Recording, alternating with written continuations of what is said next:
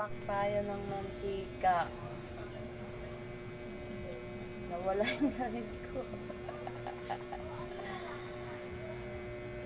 Naputol yung live ko ngayon lang. Dahil nawala yung wifi bigla, no? Napakamalas nga naman. Minsan lang mag-live dito sa aking profile.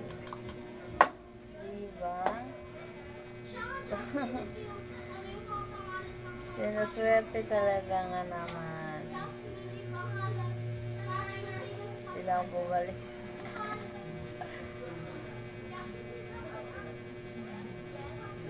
Ayan, lima-limang mantika ang ating re-repack-yan.